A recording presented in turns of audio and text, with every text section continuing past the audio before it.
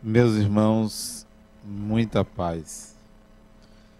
O livro Valores do Espírito, eu considero que não seja da minha autoria, embora tenha meu nome. Ele surgiu de uma forma diferente do que eu escrevo. Eu não gosto desse tipo de escrita. Por isso que esse livro ficou guardado durante muitos anos, até que eu fui convencido a editá-lo. Porque ele contém mensagens de esclarecimento, mensagens de consolo. E eu sou um pouco refratário a escrever dessa forma, porque existem muitos livros de mensagens e bons livros de mensagens. E eu não me considerava capaz de fazer algo desse tipo. A minha escrita sempre foi uma escrita psicológica, buscando uma ponte entre o espiritismo e a psicologia. Sempre foi a minha marca.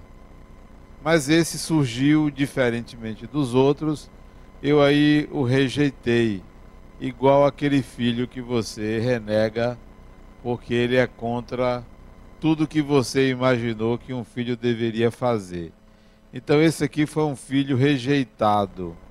E agora ele está sendo acolhido por mim.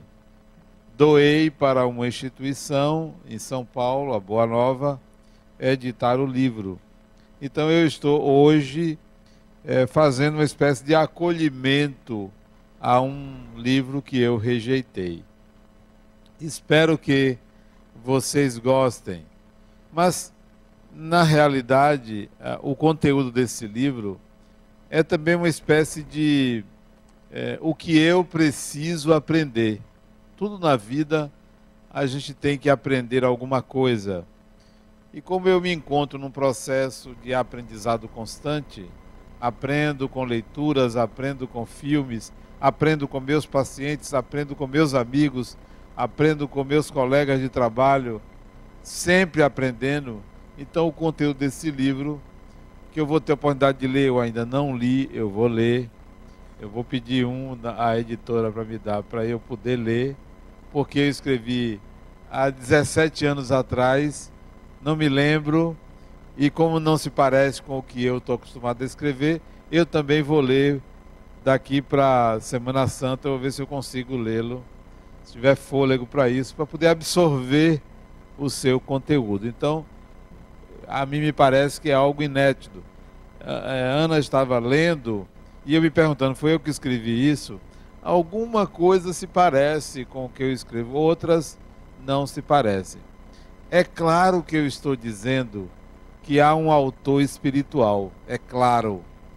E eu me lembro dele quando escrevi o livro lá na cidade de Ilhéus, é claro. Eu até não simpatizei muito com ele, porque a minha relação com os espíritos, e eu gosto sempre de frisar isso, e gostaria que vocês tivessem esse tipo de relação, não é uma relação de subserviência nem de comando. Não tenho mentor, não gosto de ter mentor. Não que eu seja melhor do que alguém no mundo espiritual, mas eu não gosto. Eu gosto de parceiro, de parceria, de comunhão de ideias, de troca de ideias, de conversar, de discordar, de concordar. Afinal de contas, nós temos que ir em busca da nossa autodeterminação. Então minha relação nunca foi uma relação de subserviência. Até já aconteceu no começo da minha estrada espírita, lá pela década de 70, eu aceitar orientações espirituais. Depois eu digo, peraí, o que ele está me dizendo, eu também tenho capacidade de discernir, de fazer esse tipo de escolha. O conselho que está me sendo dado, eu mesmo poderia seguir sem que alguém me dissesse. Eu ainda não encontrei absolutamente nada, mas nada de novo, vindo de qualquer espírito desencarnado e encarnado, seja mentor, o mais evoluído que vocês conhecem, o espírito mais evoluído que vocês conhecem. Eu ainda não vi nada de novo daquilo que Jesus disse há 2000 anos atrás. Nada. Ninguém disse nada melhor do que amai os vossos inimigos. Ninguém. Nada. Qualquer ensinamento que você ouvir de um espírito não supera, não é maior, não é melhor, não é diferente a ponto de suplantar essa informação. Então um espírito chegar para mim e dizer, Adenal, você tem que amar, tá, eu sei que eu preciso, mas está repetindo. Então, certas lições espirituais, elas são tão óbvias, espera aí, eu não preciso estar ouvindo de espírito nenhum, nem baixando a cabeça, como se eu fosse uma criança e tivesse alguém sempre superior a mim me ensinando. Não, nós somos espíritos, uns encarnados, outros desencarnados. Então, eu me lembro desse espírito que ele disse, não, peraí, eu não concordo em eu escrever isto. Eu agora não vou me ocupar de editar algo desse tipo. E não me preocupei. Por isso que eu sei distinguir o que é meu e o que não é meu. Gostaria muito que vocês exercitassem esse tipo de senso crítico em relação ao que vem do espiritual. Nós não estamos numa senzala em que tem uma casa branca que dita, que vem do mundo espiritual e dita o que deve acontecer aqui conosco. Afinal de contas, nós já saímos da senzala há muito tempo.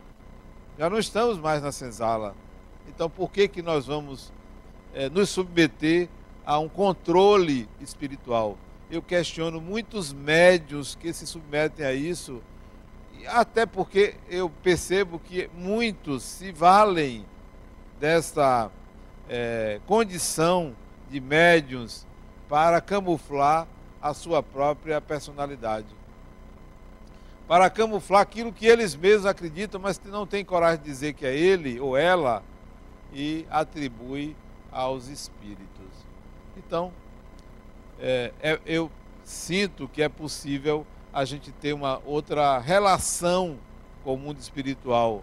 Qualquer ideia enxertada em minha mente, eu vou criticá-la. Eu vou analisar se aquilo é pertinente ou não, se aquilo tem sentido ou não tem sentido para mim. Pode vir do espírito que for. Recentemente, um paciente meu me falou da briga que ele teve com o pai dele. Uma discussão que ele teve com o pai dele, em que ele saiu do sério, acabou xingando o pai e ficou péssimo com aquilo. Péssimo. Voltou, pediu desculpas, abraçou o pai, chorou. Ele disse, Adenal, nunca mais eu faço aquilo. Primeiro eu dei a ele parabéns por ter brigado com o pai e fiquei decepcionado porque ele disse que nunca mais faria aquilo. Quer dizer, é um psicólogo às avessas. Porque enquanto muita gente diria, poxa, parabéns por você ter reconhecido o seu erro, não, obrigado. Não. Um filho tem que superar o pai. Um filho tem que ir adiante da sua geração. A questão é a forma. A forma. Mas é preciso que você supere. Porque se você permanecer sempre abaixo das ideias de seu pai, você não cresce. E pai aí é símbolo de qualquer autoridade, de qualquer pessoa. Você tem que ir adiante. Você tem que ter a sua opinião e não estar sempre baixando a cabeça para A ou para B. Eu assisti a um filme hoje de tarde, dia de quinta-feira, dia que eu não faço nada, de tarde. Eu assisti um filme interessantíssimo, que vem a propósito dessa questão. Ela era uma mulher submissa que apanhava do marido. Parece que gostava. E ele justificava que ele fazia aquilo para o bem dela. Eu sei o que é melhor para você. E batia nela, ele não trabalhava, ela que saía para trabalhar, ele ia jogar e beber. Fantástico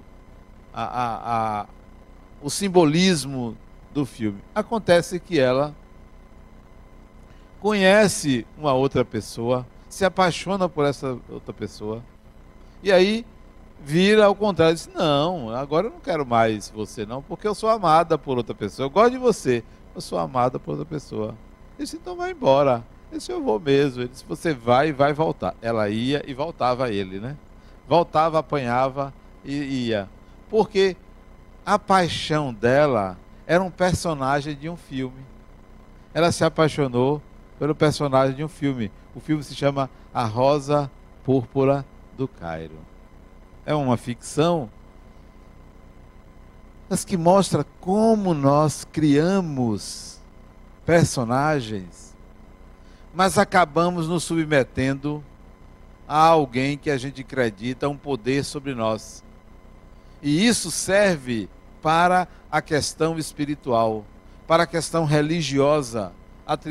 Atribuímos um poder a um sacerdote, a um dirigente espírita, serve para mim também, vocês para mim. Atribuímos um poder como se a pessoa tivesse um conhecimento profundo de tudo e sempre estivesse falando a máxima verdade. Não, é preciso que tenhamos discernimento, senso crítico, avaliar tudo aquilo que vem de alguém. A proposta espírita não é uma proposta de transformar as pessoas em clientes cativos, mas sim em espíritos livres, porque nascemos livres, em pessoas que se libertaram de uma opressão religiosa, espiritual, que seja. Valores do espírito é algo para que a gente integre e passe a aplicar a sua própria vida. Vocês já pensaram em ser eternos seguidores de um espírito? Eternos seguidores? Quando é que vocês vão seguir a vocês mesmos? Vão seguir ao self? Vão seguir a sua própria condição de espírito imortal? É preciso se libertar do Pai. É preciso se libertar daquele que determina o que você deve fazer, o que você deve ser, o que você deve sentir, estabelecendo os limites para a sua ação. Nós, espíritos, temos que conquistar a autodeterminação. E dentro desse livro, eu coloquei alguns valores que são preciosos para mim, que são importantíssimos na minha caminhada. E eu relacionei 10 valores que são profundamente importantes, que eu considero que foram para mim, são e talvez sejam úteis para vocês. E o primeiro deles, a ser seguido, a ordem geral, a ordem imediata, o comando que você deve dar a si mesmo, o guia principal, eu coloco quando eu dou um autógrafo. Então, a primeira regra, o primeiro guia, a primeira ação a seguir é: ame sempre. Sem isso, tudo perde o seu sentido, porque é o que conecta, é o que liga, é o que dá sentido, é o que dá significado. Porque sem esse sentimento, nós nos tornamos pedras, nós nos tornamos bonecos, títeres. Nós nada somos sem que esse sentimento nos una. Eu reencontrei um amigo depois de alguns anos, alguns meses separado dele, e ele me cumprimentou como se nada tivesse acontecido entre nós. E eu pensei assim: esse é autista. Eu não vejo há muito tempo, me abraça, não, é tal, porque eu. Espera aí, ele esqueceu que tem muito tempo que a gente não se vê, e que ele se afastou de mim, e se afastou sem a menor satisfação. Será que é autista esse sujeito? Então, tem pessoas que são autistas da vida, porque não entendem que precisam desse sentimento. Não é que são pessoas racionais, não, porque os racionais também amam. Os que são intelectuais, os que são extremamente racionais também amam. Não se trata de dividir entre racionais e emocionais, não. Isso vale para todas as pessoas. Se nós não colocarmos esse sentimento à frente, como guia máximo, nós nos tornamos neutros, peças, bonecos, pilastras, postes, nada. Nós não ligamos as coisas, não há um sentido, não há uma razão para se viver. Então, o primeiro valor, o primeiro conselho, o que a gente deve seguir é amar sempre. Como? Às vezes eu noto que a vida atropela qualquer regra social para que o amor aconteça. Qualquer regra social. Extrapola a conformidade, extrapola o que é chamado de certo para que o amor aconteça. Às vezes eu vejo pessoas que, num dos diálogos do filme, aliás, esse foi outro filme que eu assisti hoje de tarde, foram 3 filmes. O menino chegou para o amigo da mãe dele e disse: fulano, como é que os bebês nascem? O menino devia ter uns 10 anos. E ele ficou desconcertado para explicar como é que os bebês nascem. Até que ele disse: olha, quando um homem e uma mulher se apaixonam, nasce o bebê. Aí ele disse: é mesmo? É assim, é? É. E o menino disse: então, porque a amiga da mãe dele teve um relacionamento com o rapaz, mas brigaram. Ela apareceu grávida e o rapaz foi embora. E ela então arranjou um outro namorado que assumiu esse filho. Isso então quer dizer que fulana e fulano, eles se apaixonaram e nasceu o bebê? Mas por que eles brigaram? E o bebê nasceu, eles brigaram, e o bebê nasceu depois que eles brigaram. O menino ficou sem entender. Ele disse: olha, mas quando um homem se encontra com a mulher, se apaixona, tem aí no meio flores, chocolate, tem presentes, isso tudo é que faz o bebê surgir.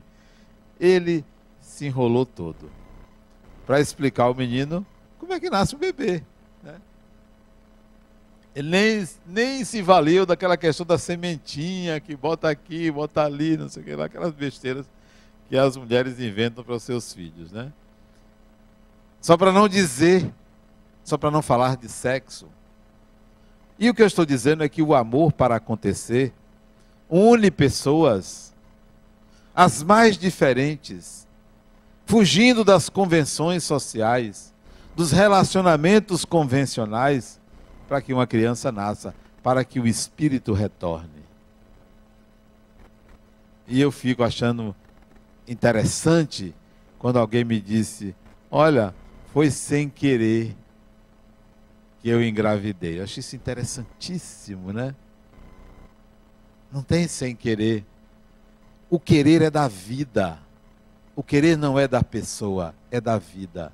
A vida quer acontecer e ela acontece. Ah, mas não devia. A vida pede para acontecer. Ah, mas você não podia fazer isso. A vida quer voltar. Ah, mas fulano era casado e você teve um caso com ele e engravidou. A vida extrapola os limites das convenções sociais. Depois se acerta isso. Depois você resolve isso. Porque, em primeiro lugar, o amor tem que acontecer. E ele acontece de N formas diferentes. Então, ame sempre, embora eu não me refiro apenas ao amor entre um homem e uma mulher. Embora eu ache que o amor entre 2 espíritos, seja um homem e uma mulher, 2 homens e 2 mulheres, ou 2 não sei o quê, porque hoje já tem o sexo não sei o quê, você não sabe o que é, então é homem, mulher e não sei o quê.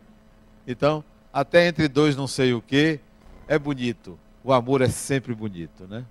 A segunda regra, a primeira é ame sempre. O segundo valor que está aqui é haja sempre como espírito imortal. O seu movimento, porque a ação, fazer as coisas é movimento. O seu movimento tem que ser como espírito imortal. Sempre pense que a coisa continua. Sempre pense que não há limites para o espírito. Sempre pense que a pessoa com quem você contracena vai continuar. Então, não é simplesmente, depois não vai acontecer nada, não vão saber o que eu faço, porque acaba com a morte. Não, tudo continua. Tudo continua. A vida é uma espécie de teia que é tecida a cada instante por cada um de nós. Então isso continua, isso tem uma continuidade. Só não pense na continuidade de um céu do inferno, porque não é nisso que eu estou falando. Eu estou falando das nossas relações, elas continuam. Se você desrespeita uma pessoa, se você agride uma pessoa, isso não acaba com a morte. Isso continua. Você continua sendo uma pessoa que não sabe respeitar alguém. Então isso não acaba. E se o outro não lhe perdoar, o outro também vai continuar zangado ou zangada com você. Então, haja sempre como espírito imortal. Faça projetos de vida para curto, médio e longo prazo. Faça projetos para a próxima encarnação. Esse mesmo amigo meu que eu encontrei, que parece autista, disse: fulano, esse assunto aí, essa questão, que foi um assunto que nós conversamos, vamos deixar para a próxima, porque nós dois sabemos que vamos nos reencontrar, vamos deixar isso para a próxima. Na próxima encarnação a gente vai tratar disso, a gente vai resolver essa questão. Não é nada de desavença, nem descontrole, não, é um projeto que a gente tem, que não dá mais para esta encarnação, nós já estamos projetando para a próxima. Se a gente não se encontrar, porque ele vai continuar autista do outro lado, né? Se a gente não se encontrar, paciência. Quando a gente se encontrar, a gente continua esse projeto. Porque foi um projeto que nós tínhamos juntos, ele fez a parte dele, eu não fiz a minha. Eu disse: vamos deixar a minha parte, na próxima encarnação eu faço, a gente continua esse projeto juntos. Então, pense sempre, haja sempre como espírito imortal. Aqueles que ainda estão naquela dúvida, que não é a dúvida cartesiana, naquela dúvida pueril de dizer: será que existe? Eu só digo uma coisa: meus pêsames, porque estão atrasados. Aqueles que estão assim, eu acredito, mas não acredito, estão na infância, no puerpério, estão lá atrás, porque já tem gente que está bem na frente, e gente que está nascendo agora, renascendo agora, que já vem, não é só com o dedinho para passar a tela do celular, não, já vem com a consciência da imortalidade. Primeiro ensinamento que aprender sobre espírito, já vão lembrar que são espíritos. E os outros que estão naquela dúvida vão se sentir ETs, estrangeiros numa terra, atrasados, analfabetos espirituais. Então, vamos adiantar o passo. Vamos adiantar a coisa, porque o tempo urge para o espírito, porque senão você vai reencarnar na leva que vai para Marte, sob condições extremamente difíceis, porque o planeta não vai suportar tanta gente. Nós não temos recursos para isso. A Terra vai povoar os planetas que estão mais próximos, vai povoar nos próximos milênios, 2, 3 milênios, nós vamos povoar, porque não tem recurso, não tem energia suficiente para todo mundo. Inclusive depois que sucatearam a Petrobras, está acabando tudo. Então, não queira ser dessa leva que vai ter que reencarnar em Marte, ou em condições extremamente limitadoras, porque não tem essa atmosfera belíssima, maravilhosa. Então, vamos pugnar, vamos trabalhar para que a gente, numa próxima encarnação, a gente vá para um lugar muito melhor do que esse, porque do sistema solar que a gente conhece, não tem nada melhor do que a Terra. O resto tudo é quintal, é árido, é infértil. A gente vai precisar fazer muito para mudar. Bom, então, haja sempre como espírito imortal. Terceiro, eu falei aqui numa palestra, semanas atrás, sobre Edgar Morin, que se pronuncia Edgar Morin, um filósofo francês, e ele falava do ateísmo. E eu sempre fiquei encucado com Deus. Com quem eu mais briguei foi com Deus. Até hoje a gente tem uma diferençazinha, né? Ele sempre equivocado, eu sempre mais certo, mas eu perdoo, eu entendo os problemas dele. O terceiro ponto é esse. O Deus que nós construímos, que nós acreditamos, que paira subliminarmente no nosso inconsciente, que permeia todas as construções sagradas, religiosas, que participa das nossas orações, do nosso dia a dia que a gente invoca e pede auxílio. Eu me distanciei um pouco deste. Me distanciei um pouco deste Deus. Porque eu percebi que era um Deus com D minúsculo. Porque eu comecei a ter uma relação com outro, que para mim é o que tem D maiúsculo. E para resumir, eu não me alongar numa discussão teológica, filosófica sobre Deus, me apropriei de um conceito hindu sobre Deus.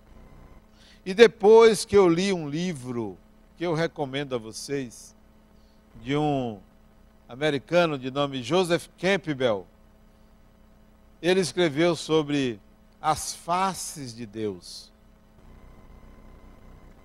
Ele foi um dos mentores da saga Guerra nas Estrelas. Ele quem orientava George Lucas e, qual é o nome? Spielberg. Ele, Joseph Campbell.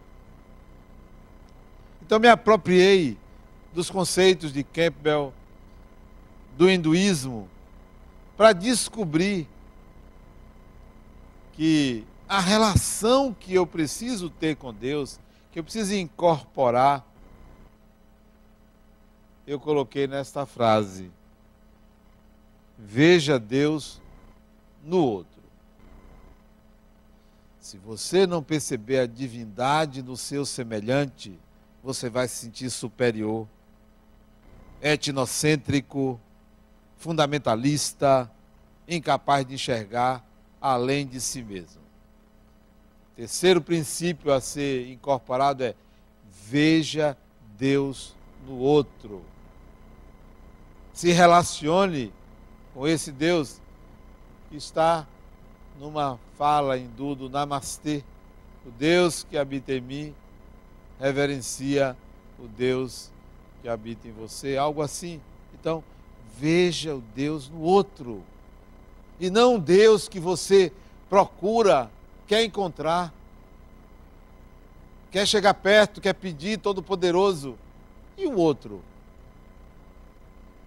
É a melhor maneira de respeitar uma pessoa, é considerá-la divina em si. Então, sobre Deus, veja Deus no outro. Quarto valor, quarto conceito, quarta ideia que deve ser seguida. Eu comecei a palestra falando do aprender. Eu acho que as pessoas pensam que eu sou um sábio, um sabe tudo. Eu sou um bom enganador. Elas pensam que eu sei tudo. Não é falsa humildade dizer isso, não. A cada ato, a cada coisa que eu faço, eu estou aprendendo. Eu posso ter uma habilidade, mas ainda não é aprender. A quarta ação a ser seguida é: aprenda em tudo que você faça. Aprenda.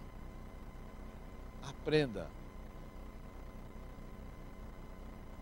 É um aprendizado constante, porque o novo sempre supera o antigo.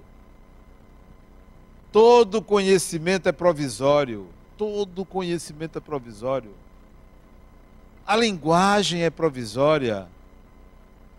A escrita, a fala, tudo é provisório. Nós estamos num constante aprendizado. Todo o saber da humanidade se renova de tempos em tempos. As revoluções científicas, dizia Thomas Kuhn, elas acontecem suavemente, que de vez em quando surge um paradigma novo, que vai resumir e englobar tudo aquilo que nós aprendemos. Ora, se no macro isso é verdadeiro, no micro acontece a cada momento, é um aprendizado novo. Cristalizar cultura, cristalizar saber, é um atestado de burrice. Então, aprenda em tudo que você faça. Não existe nada que seja eterno, porque tudo se refunde, tudo se modifica. A linguagem, o saber, o conhecimento, a cultura. Por isso que a gente deve buscar a transdisciplinaridade, a interdisciplinaridade, para ver as coisas sobre outra ótica, sobre outro paradigma, né? Como pensa uma pessoa? Uma pessoa nunca é igual a outra, nunca pensa como a outra, ninguém é igual a ninguém. Então, aprenda em tudo que você faça. Quinto, existem muitas campanhas a favor da vida. Da vida, né? Valoriza a vida. Campanhas contra o aborto. Ótimo. Campanhas contra a violência. Campanhas a favor da vida. Isso é muito bom, muito bonito, muito necessário. Mas daí é preciso a gente ir além disso. Para que serve uma folha seca? Para que serve uma folha seca? Você passa, pisa, despreza, não serve para nada. Para que serve uma pedra? Hoje eu estava brincando com meu neto, né? E botei ele na varanda do outro lado para ele pegar pedra e começar a jogar pedra, né? Umas pedrinhas. Eu disse a ele: pegue aquela dali redondinha para você jogar. Ele: cadê, vovô? Eu disse: aquela dali. Como eu estava distante, ele estava do outro lado da varanda, eu do lado de dentro, ele do lado de fora. Aquela dali, mas ele procurava, não achava. Eu disse: aquela pequenininha, a menorzinha que tem aí, pegue ela. E ele pegou uma pedrazinha redondinha desse tamanho e ficou com pena de jogar, porque era muito bonitinha, a pedra diferente das outras. Você sabe o que é isto? Isto é quando você dá vida a algo que aparentemente não tem vida. Uma pedra. Ele viu alguma coisa ali, como eu. Aí eu incentivei ele a jogar a pedra, ele jogou a pedra. O que eu quero dizer? Vivifique as coisas. Dê vida a tudo que você percebe. Tudo. Dê vida, dê sentido, dê significado. Seja um ser vivo, seja um ser inorgânico, seja o que for, dê vida. Imprima às coisas um movimento, um significado. Porque senão nós vamos estar sempre achando que vida é uma pessoa, é um animal. Que vida é só aquilo que tem autonomia em relação a nós. Uma cadeira pode ter um sentido, um significado, como o chão que a gente pisa, como a folha seca, como qualquer coisa. Vivifique tudo que você percebe. Isso quer dizer que ao olhar as coisas e a natureza, encontre um significado belo, harmonioso, um significado que transcenda o senso comum, que extrapole os limites do convencional, porque em tudo pode ser enxergado a presença de Deus, em tudo. No que existe de mais sujo, de mais imundo ao que existe de mais belo, tem a presença de Deus. Então, vivifique tudo que você percebe. Sexto, vou me valer de uma condição que a gente vê em educação. Não sou professor, já fui nesta vida, deixei de ensinar, mas fui em outra, durante toda a encarnação fui professor. Em educação nós estabelecemos um método pedagógico, uma forma de ensinar. E isso tem levado a sociedade a crescer, a se desenvolver. Sem educação não há desenvolvimento. Não há evolução. Processo de educação, processo de aquisição de saber, renovação, reconstrução. Na educação, nós observamos que nós achamos que a pessoa deve aprender o que nós ensinamos. E pensamos que educar é ensinar algo que o outro deve aprender. Nós não pensamos que educar é retirar do outro um saber novo. Um saber novo. Achamos que uma criança vai aprender o que nós sabemos. E o que ela sabe? É um espírito. E o que ela sabe? Então, educar é também ensinar a aprender, ensinar a estimular o conhecimento que há no outro. É um processo socrático, né? Maêutico, como dizia Sócrates. Então, o sexto, vença seus limites. Não aceite que você é ignorante o suficiente para nada saber. Não aceite regras velhas para situações novas. Ultrapasse limites e barreiras. Vá além do conhecimento que você aprendeu. Vá além da faculdade, vá além do curso que você teve. Vá além do que você lê. Ultrapasse seus limites. Saia da conformidade. Transgrida.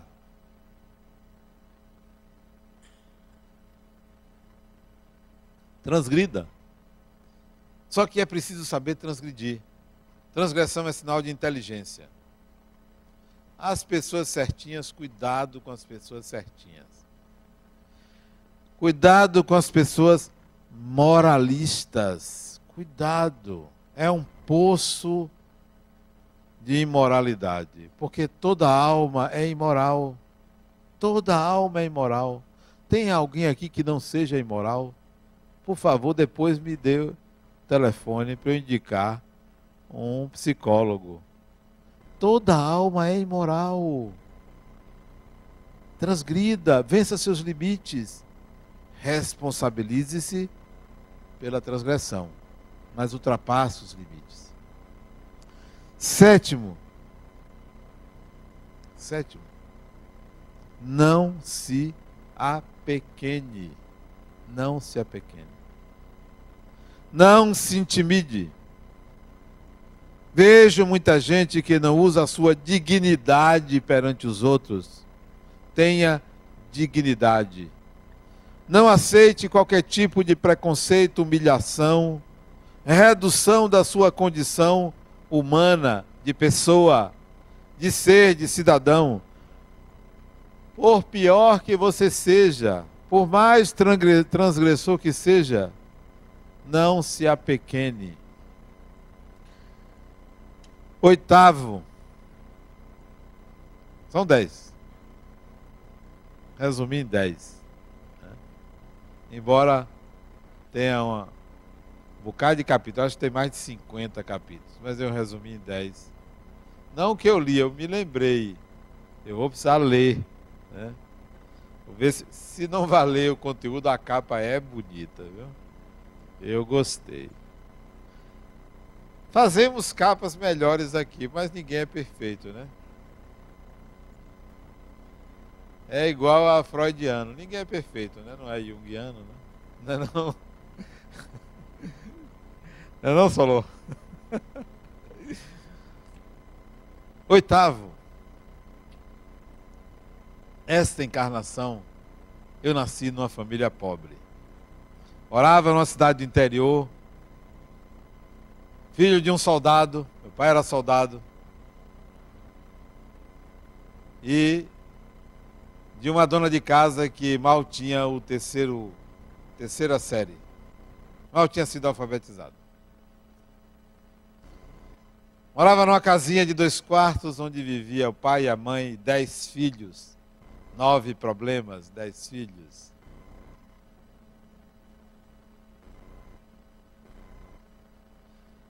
Mudamos do interior para Salvador. Vamos morar numa casinha pequena. 2 cômodos, 3 cômodos. Uma sala, 2 quartos. E aquilo não se chamava cozinha. Uma meia parede. Não tinha sanitário, era do lado de fora da casa. Na Fazenda Grande do Retiro. Vim de uma família pobre. Se vocês me perguntarem, Adenauer, você gostaria de nascer rico? Não tenha dúvida que a resposta é sim. Claro que gostaria. Ou alguém aqui faz apologia à pobreza? Não, não façam apologia à pobreza. Gostaria de nascer rico, sim.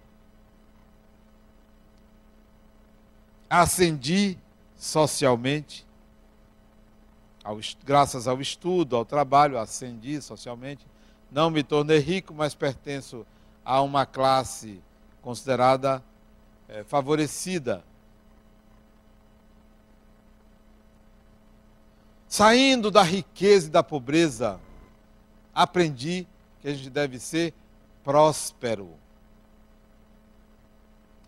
Cultive a prosperidade.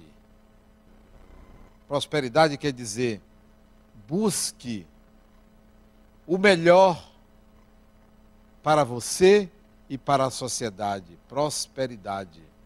O melhor em termos materiais, eu estou falando. Eu não estou falando em termos espirituais, não.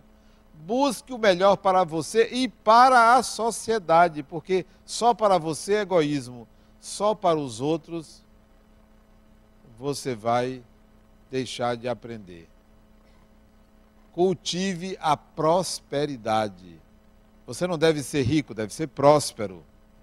Você não deve ser pobre, deve ser próspero. Porque você está em busca do melhor. Do que lhe favoreça as melhores oportunidades. Você quer estudar na universidade ali da ponta da rua ou quer estudar em Harvard, em Oxford, em Cambridge? Não sei vocês, mas eu preferiria estudar na USP, para chegar aqui para o Brasil, na Unicamp, sim. Queira o melhor. E para querer o melhor, você tem que se esforçar. Queira o melhor para você, queira o melhor para todos. Então, busque, cultive a prosperidade. Se você puder ter um smartphone que tenha todos os recursos, tela colorida, não queira ter um celular peba que a gente vê as pessoas tirar da bolsa, né? Tem gente que tira escondido para ninguém ver. Cultive a prosperidade. 9º e penúltimo conselho. Nunca, jamais se culpe. Não se culpe. Não se culpe. Elimine esse estado de espírito, esse pensamento da sua mente. Não se culpe. Errou, não se culpe. Agiu inadequadamente, agiu ilicitamente, não se culpe. não se trata de fugir à responsabilidade. Assuma a responsabilidade pelo que você fez, mas não bote essa palavra, eu sou culpado, eu sou culpada, eu me sinto culpado. Não, eu sou responsável. Eu assumo a responsabilidade, mas elimine essa palavra culpa, porque ela tem um mecanismo retroalimentador de sofrimento. Não, eu assumo a responsabilidade. Eu sou adulto o suficiente para assumir essa responsabilidade. Quando necessária, eu assumo a responsabilidade. Mas culpa, não. Mas, Adenor, você errou. Errei, sim. Só eu? Eu e todo mundo. Eu e toda a torcida do Bahia, mas isso é outra história. Todo mundo erra, ninguém é perfeito. Nunca se culpe, nunca. Elimine isso. 10º e último a ser seguido. O que seria? O que estaria faltando? Depois desses 10 aí, o que estaria faltando? Há coisas na nossa vida que a gente não entende e a gente vive uma vida inautêntica, sem saber o que fazer, para onde ir, o que escolher. Olha, eu já tive várias atitudes na minha vida que hoje eu não faria. Hoje eu faria diferente. Dizer assim, você se arrepende, a palavra pode ser arrependimento, mas eu não diria arrependimento, porque quando eu fiz, eu achei que era a melhor coisa a fazer. Mas hoje eu faria diferente. Mas vocês que não vão completar 60 anos, como eu vou completar 60 anos. Não parece, né? Parece mais, né? Tá 60 anos. Meu cardiologista está ali em cima, me olhando. Vou completar 60 anos. Esses 60 anos, pode ter certeza que muitas inadequações, muitas escolhas positivas, algumas negativas, talvez em pé de igualdade, mas isso não me preocupa não. Podia ser até mais negativa do que positiva, isso não é o problema. Pode escolher. Se você tem 2 caminhos, A ou B, escolha o A. Ou o B, tanto faz. Vá por aqui, se não der, vá por ali. Escolha. Mas só tem uma coisa que você não pode deixar de fazer. Não pode. Sob pena de não ter valido a pena. Sob pena de não ter valido a pena. É na encarnação, é na vida que você está vivendo agora. É não se preocupar em se realizar. Conquiste a si mesmo e se realize. Porque se realizar é mais importante do que ser feliz. Realize-se. Eu me considero uma pessoa que realizada e me realizando. Porque a cada fase da minha vida eu vejo que a vida é maravilhosa de ser vivida. Desde cedo. Eu não sou uma pessoa realizada agora, não. Desde jovem. Desde jovem. Me preocupava em me realizar. Eu quero me realizar. Eu quero sentir prazer em viver. Eu não quero fazer o certo, não. Eu quero viver. Viver intensamente, apaixonadamente. Realize-se. Então, o 10º valor, conquiste a si mesmo e se realize. Porque, se não se realizar, a vida fica pobre, inautêntica, perdido, atrás do certo e de um céu e de um lugar para se proteger. Realize-se. Mais importante do que ser feliz é viver, e viver é se realizar. Muita paz.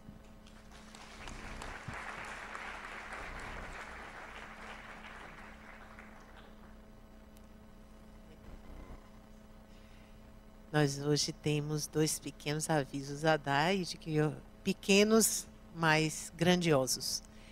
O primeiro aviso tem a ver com o nosso jantar beneficente, que nós já estamos aí, graças a Deus, vendendo e com boas notícias, porque hoje mesmo nós já recebemos 2 boas notícias confirmadas. Teremos a Trama 3, que é uma banda baile, que fará a parte musical, onde todos aqueles que o ano passado participaram do nosso jantar e dançaram ao som do Harmonize, que é uma banda de extrema amorosidade aqui com a casa e de muita competência a nível profissional. Esse ano nós vamos estar com a Trama 3, que vai fazer, digamos assim, todos nós sacudirmos os nossos esqueletos. Então, o jantar já está à venda. Nós estamos, o convite está custando R$ 150, mas é um convite que é um jantar que abrange desde as entradas, as bebidas, ao prato principal, a parte musical e, principalmente, é um ato de solidariedade com a Fundação La Harmonia, não somente pelos 60 que ele diz que é por conta do aniversário dele, né? Mas é por uma coisa que eu acho super importante, não desfazendo o meu amigo aqui, mas a gente tem o Lar dos Idosos e que corresponde também aos 60. Então, esses 60 é algo assim muito precioso para a gente esse ano. O Lar dos Idosos está sendo construído e todos os nossos eventos, além da fundação como um todo, tem a nossa casa, a nossa, talvez futura casa, Denar? O presente. Mas, aproveitando, eu já disse que eu vou fazer aniversário no dia 3 de abril, sexta-feira da Paixão. E eu quero presente em dinheiro. Já falei, em dinheiro. Múltiplo de 60. 60, 120, 240, 6 mil, né? 60 mil. Múltiplo de 60, eu quero presente em dinheiro. Chega de ganhar camisa, cueca e outras coisas. Eu quero dinheiro.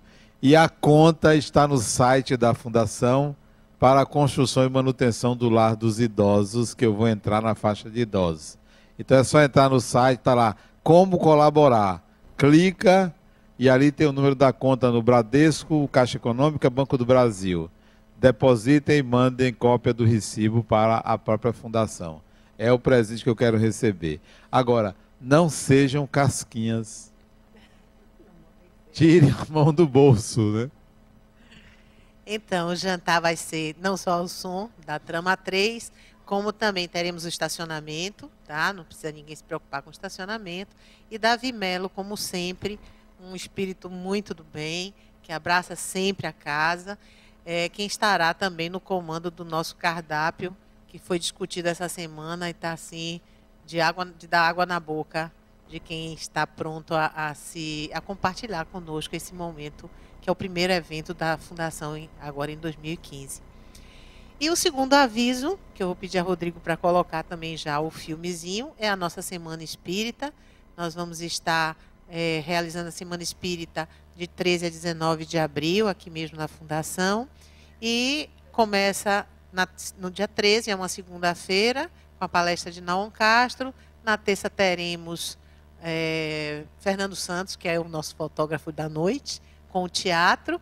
Teremos Solon Queiroz na quarta-feira. Na quinta, que é o aniversário do centro, estaremos com a Adenauer aqui. Na sexta, Sheldon Menezes. E no Evangelho do sábado, com Ednilze Fidelis. E à noite, encerrando a parte de palestra, com Ricardo Carvalho. No domingo, para encerrar a Semana Espírita, a Adenauer fará seu seminário e religião pessoal, e depois nós vamos ter um almoço de confraternização. De antemão, a gente já convida aqueles que quiserem se candidatar a participar também conosco, fechando a Semana Espírita de 2015, teremos esse almoço confraternativo.